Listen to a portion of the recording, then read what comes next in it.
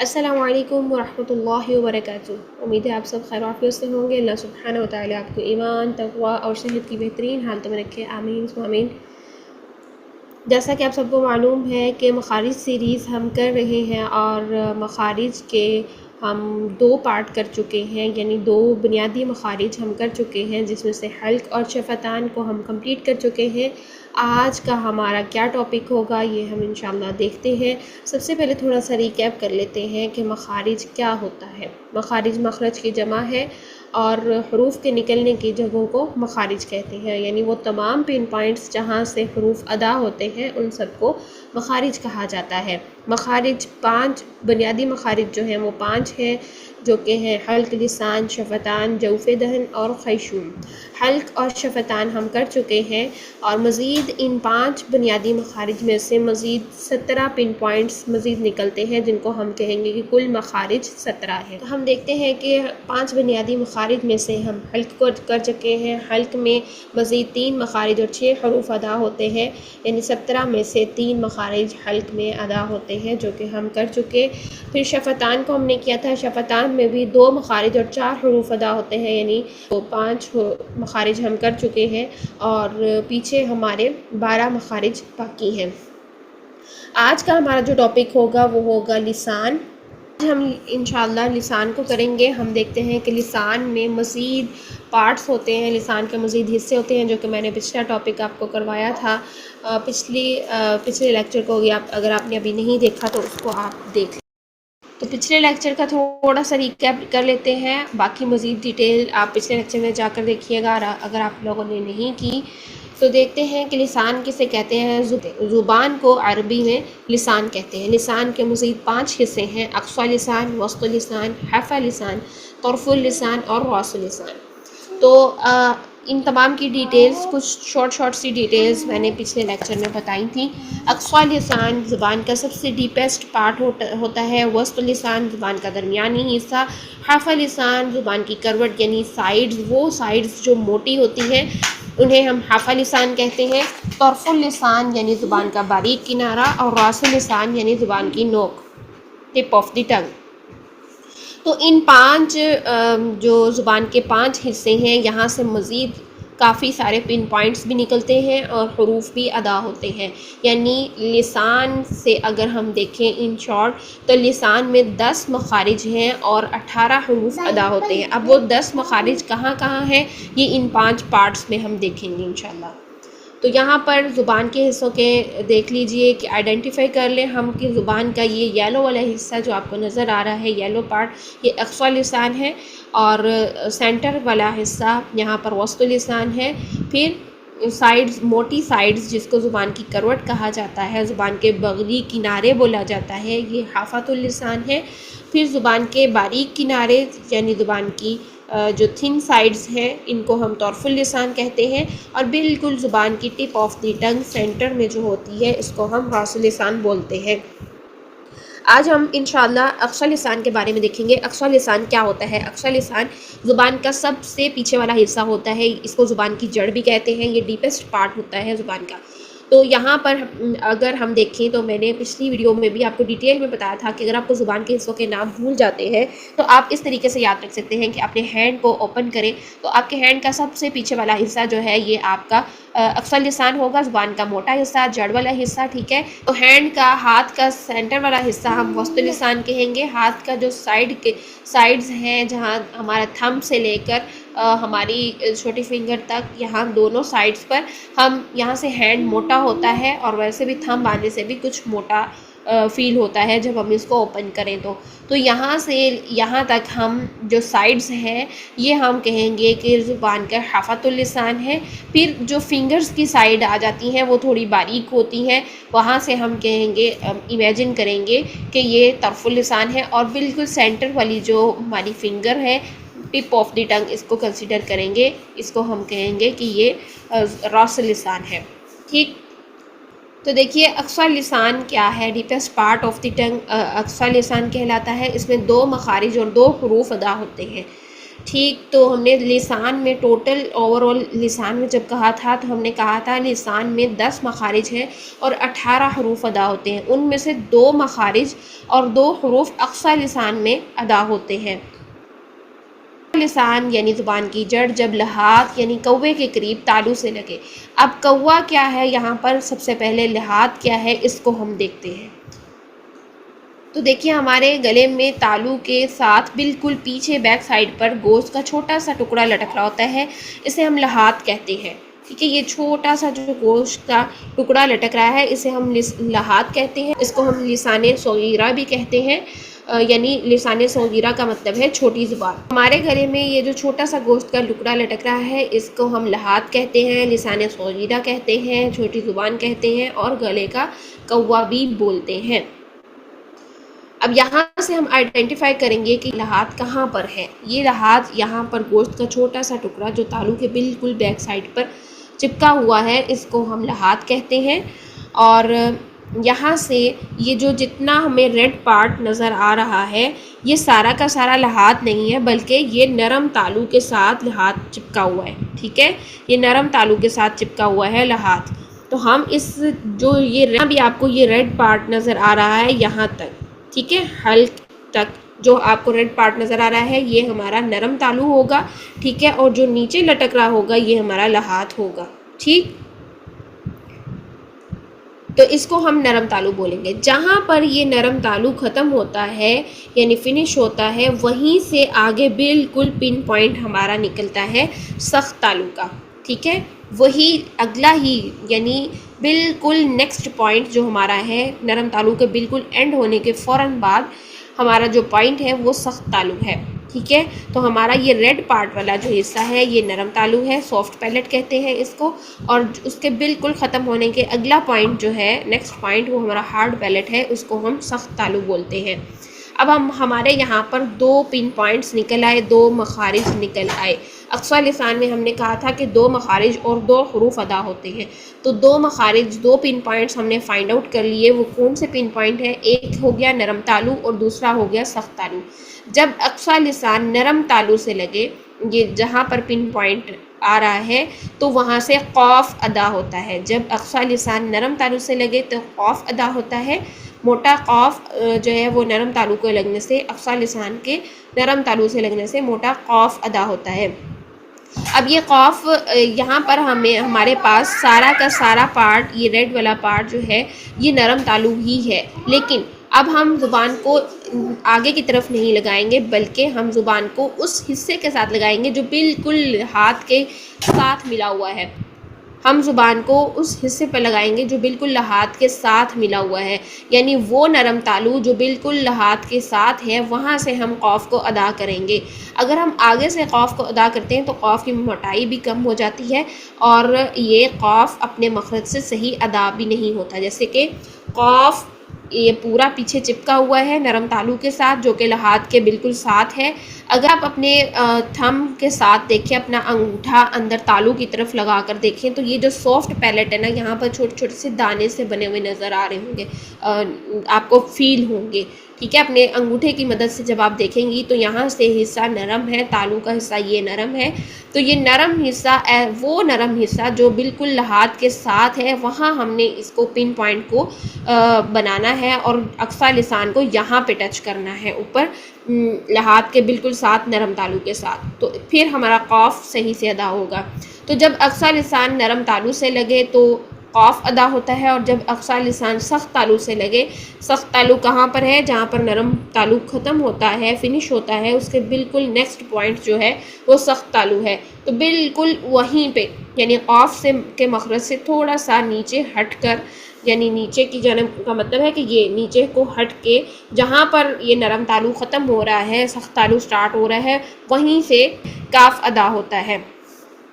ठीक, तो ये हमने मखरज को जान लिया कि अक्सा लिसान जब बिलमुकाबिल ऊपर नरम तालू से लगे तो कौफ अदा होता है, जब अक्सा लिसान ऊपर के सख्त तालू से लगे तो काफ अदा होता है। यहाँ पर आप इनकी डायरेक्शंस को भी नोट कर सकते हैं। ये नरम तालू लहात के बिल्कुल साथ जो नरम तालू है वहाँ पर लग रहा है, और यहाँ जहाँ नरम तालू फिनिश हो रहा है, सॉफ्ट पैलेट जो है वो फिनिश हो रहा है, हार्ड पैलेट स्टार्ट हो रहा है, वहीं से काफ अदा हो रहा है ज़ुबान की जड़ को वहाँ पर लगाने से। अब हम इनकी मश्क कर लेते हैं। कौफ मोटा होता है, ये कौफ मोटा है और ये काफ बारीक है। हम इनको सिंपल हरकत के साथ अदा करते हैं। तो देखिए, क की कू, क की कू, और ये का की कू। कौफ की आवाज़ जो है वो मुंह के अंदर आप पीछे हल्क की जानिब फेंकेंगे, ठीक, तो ये मोटा होगा। काफ, बारीक काफ की आवाज़ आप मुंह खोल के मुंह से बाहर की तरफ फेंकेंगे। क, का, की, कू, ठीक, इस तरीके से हम कौफ को मोटा करेंगे। इसके अलावा मोटे बारीक हरूफ की जो मोटे और बारीक हरूफ की साउंड हमने नोट की थी कि आ की साउंड मोटे हरूफ की साउंड है और आ की साउंड बारीक हरूफ की साउंड है। क और का, ये इस तरह से, ठीक है। तो कौफ के बारे में आप एक चीज़ को आपने नोट करना है कि जब कौफ ज़ेर की हालत में आता है तो इसमें तफ़ख़ीम का लेवल थोड़ा कम हो जाता है। हम इसको ज़ेर की हालत में अदा करते हुए कोई नहीं करेंगे, कोई करेंगे तो ये गलत हो जाएगा। ये अपने मखरज से तो अदा करेंगे लेकिन कोई नहीं करेंगे, की ये बोलेंगे, ठीक है।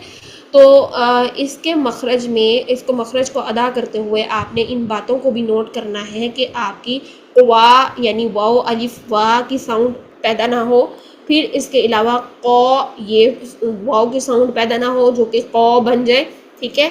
आपने इसको अदा करना है क, ठीक। अपने मखरज से जब आप टच करेंगे, इसके पिन पॉइंट पर लाकर जब आप ज़ुबान को टच करेंगे तो यहाँ पर आपका सही मखरज अदा होगा। अगर आप इसको पिन पॉइंट पर लाकर टच नहीं करेंगे, आगे की जानब ले आएंगे, यानी काफ के करीब ले आएंगे, इसके करीब यहाँ इस तालु पे लगाएंगे यहाँ पर, तो यह आपका मखरज गलत हो जाएगा। आपने बिल्कुल यहाँ लाकर ये काफ का मखरज अदा करना है, ठीक। आगे देखिए मद की हालत में क, की, कू, क, कू, की, कू। आगे देखिए, जब साकिन हालत में मोटे कौफ को साकिन हालत में अदा करते हुए जो है वो आवाज़ को हिलाते हैं, जो कि हम 5 हरूफ को शुरू दिन से ये कहते आ रहे हैं कि सिर्फ़ और सिर्फ 5 हरूफ को साकिन हालत में हिलाते हैं। उनमें एक कौफ, तौ, बा, जीम और दाल, ये 5 हरूफ के अलावा कोई भी हर्फ साकिन हालत में उसकी आवाज़ को नहीं हिलाएंगे। तो कौफ उन हरूफ में से है जिनकी आवाज़ को साकिन हालत में हिलाते हैं, जिसको हम कलकला बोलते हैं। तो अब हम यहाँ पर कौफ को साकिन हालत में इसकी आवाज़ को हिलाएंगे, फ़ौरन हिट करके इसकी आवाज़ को हिलाएंगे। कैसे?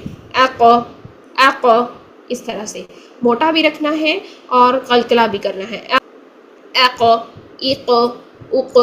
इस तरह से हम इसकी अदायगी करेंगे। बारीक काफ को अदा करने के लिए साकिन हालत में इसमें सांस जारी करते हैं, आवाज़ बंद हो जाती है और सांस जारी रहती है। इस चीज़ को आपने नोट करना है कि आवाज़ बंद हो जाती है और सांस जारी हो जाती है, ठीक है। पहले हम आवाज़ को बंद करेंगे, उसके बाद हम सांस को जारी करेंगे। अगर हम इसको आवाज़ और सांस को इकट्ठा लॉक करते हैं तो हमारी खा की साउंड आती है, जो कि गलत है। ये साउंड हमने नहीं लेकर आनी। हमने क्या करना है, पहले आवाज़ को बंद करना है, ये साउंड लेकर आनी है, ठीक है। तो ये मैंने टाइम ज़्यादा इसलिए लगाया है कि आप लोगों को समझ आ जाए कि किस तरीके से हमने पहले आवाज़ को लॉक करना है, उसके बाद सांस जारी करना है। जब आप यहाँ पर लाकर इसके पिन पॉइंट पर जब आप लाकर आवाज़ को लॉक करेंगे तो सांस के गुजरने का रास्ता कहीं भी नहीं मिलेगा। आपने यहाँ पर लाकर इसको स्टॉप करना है, आवाज़ को बंद करना है, और उसके बाद जब आप ज़ुबान को नीचे की जानिब फिर से छोड़ेंगे, नीचे को लेकर आएंगे, तो खुद ब खुद सांस जो है यहाँ से जारी हो जाएगा, ठीक है। किस तरीके से, मैं ज़रा ज़्यादा टाइम लगाकर आपको बताती हूँ। दूसरी बात ये भी है, आपने नोट करनी है कि इस पे आपने टाइम लगाना है। अगर हम हर्फ को टाइम नहीं लगाते तो हमारा हर्फ हिल जाता है। जैसे कि मोटे कौफ को हमने हिलाना है तो हमने फ़ौरन से हिलाना है। अगर हम इस पर भी टाइम नहीं लगाएंगे तो अक ये बन जाएगा, ठीक है। हमने थोड़ा सा यहाँ पर टाइम ज़रूर लगाना है। कैसे? अक, इक, उक। अब अगर आपको ये अभी भी निकालना नहीं आ रहा तो आप सबसे पहले आवाज़ को लॉक करें, सांस को नहीं आने देना अभी, ठीक है। कैसे? अक, मैंने बाद में सांस को छोड़ा, ठीक है। अक, इक, उक। ये ज़्यादा टाइम इसलिए लगा रही हूँ आवाज़ लॉक करने का, ताकि आपको समझ आ जाए कि साउंड को पहले कैसे लॉक करना है, उसके बाद हमने हम्स को जारी करना है। अक, इक, उक। अब जल्दी से इसको रवा में पढ़ते हैं। अक, इक, उक, ठीक है। अक, इक, उक ये गलत है, ठीक। तो इन पॉइंट्स को आपने नोट करना है और अच्छे से प्रैक्टिस भी कर लेनी है। नेक्स्ट इसकी मश्क देखते हैं। कौला, ठीक, कौला, काला नहीं या फिर कवाला नहीं, ठीक है। क्या होता है कि जब हम मद की हालत में इसको पढ़ते हैं, कॉफ को पढ़ते हैं, कॉफ तो मोटा कर रहे हैं लेकिन अलिफ उसका बारीक कर देते हैं, तो हमने एंड तक अलिफ भी मोटा ही रखना है, हमने इसको बारीक नहीं करना। कवाला नहीं करना, काला नहीं करना, क्या करना है? कौला, कौला, कोला ना हो आपका, को वाव की साउंड आ रही है, होंठ गोल नहीं होने चाहिए। आगे देखिए, कीला, कीला, नोट वीला, वीला नहीं करना आपने। यहाँ पर ये मिस्टेक बहुत होती है कि हम कॉफ को मोटे करने के चक्कर में इसमें वाव की साउंड पैदा कर देते हैं, तो वाव की साउंड नहीं आनी चाहिए। वीला नहीं करना है, पीला नहीं करना है, क्या करना है? सिंपल इसके मखरज से अदा कीजिए, कीला, कीला, कीला, ठीक। आगे देखिए, कुल, कुल, ठीक, कुल। लाम भी बारीक रखें, कॉफ को मोटा करना है लेकिन लाम को कुल नहीं करना। कुल, फ़ौरन से होंठों को नीचे ले आइए अपने लाम को अदा करने के लिए। आगे देखिए, अक़रबू, अक़, हमज़ा को मोटा नहीं करना है, कॉफ को मोटा करना है। अक़रबू, अक़रबू, ठीक, अक़रबू। फिर देखिए, इक़तरबा, इक़, इक़, इक़तरबा, रो मोटा करेंगे, ठीक है। युक़रिदू, ठीक, युक़रिदू। नेक्स्ट देखिए, कैताबा, बारीक काफ है, ठीक। किताबुन, इसको अदा करने में कोई भी एफर्ट नहीं लगती, सिर्फ साकिन हालत में अदा करने के लिए हमें कुछ एहतियात की ज़रूरत होती है, जहाँ पर हमने हम्स को जारी करना होता है। देखिए, कैताबा, किताबुन, कुतिबा, तक्तुमून। अब हमने यहाँ पर आवाज़ को पहले लॉक किया और फिर हम्स जारी किया, तक्तुमून नहीं करना, तक्तुमून। इकरामुन, इकरामुन, इकरामुन नहीं करना, ठीक। शुक्रुन, शुक्रुन, शुक्रुन नहीं करना, ठीक हो गया।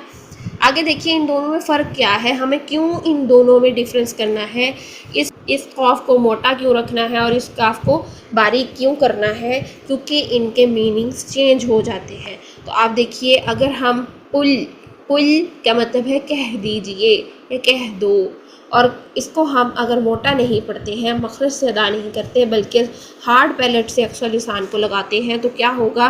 कुल बन जाएगा। कुल का मतलब है खाओ, ठीक। फिर उसके बाद मुशरिक़, क़ाफ को अदा नहीं करते बल्कि बारीक काफ को अदा कर देते हैं, तो क्या होता है? मुशरिक़ का मतलब है रोशन और मुशरिक इसका मतलब है शिरक करने वाला।